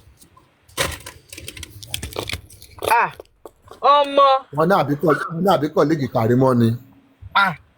ìyẹn dẹ̀ lèmi ò wá lè sọ o ìyẹn lèmi ò lè sọ o I don't know if it be ṣá but yeah US Army ni for real.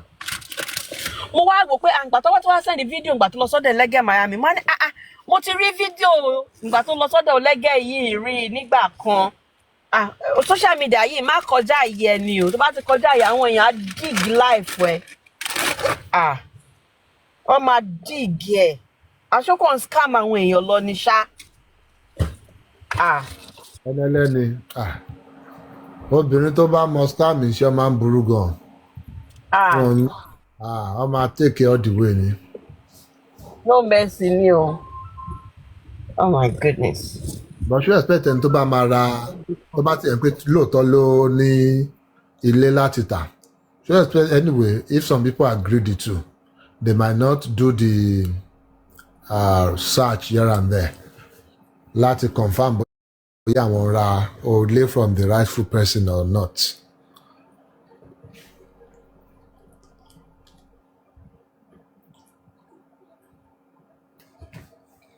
Orí social media èèyàn lè jẹ́ nǹkan tó bá wù tí bá pera mi ní King of England bẹ́ẹ̀ máa bá mi gbà náà nìyẹn bá ti wọlé kábíyèsí lè máa ṣe so you can be wherever you want to be on social media and when you are done you go back to your reality àpadà sí yàrá kan ẹ pẹ̀lú trouser méjì àti shirt kan tó ní mẹ́.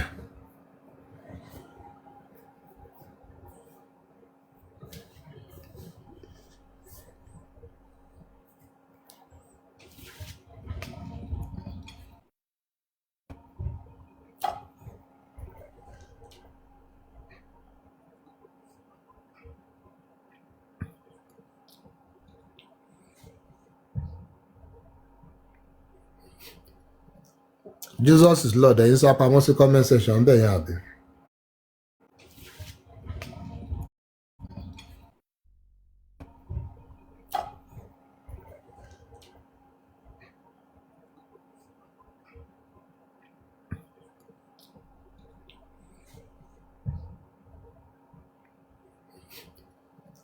láti nǹkan tá a ti sọ ń gbé kẹ́ máa bọ̀ kẹ́ wá defend Trump yín ẹ ṣàpamọ́ síbẹ̀ ẹ lè dùn Trump tẹ vóòtì fún ẹ̀yin àtọmọ tí ẹ múra sí o ẹ̀yin lẹ́sọ̀ àwọn ti US inú ìgbèkùn tó wà báyìí.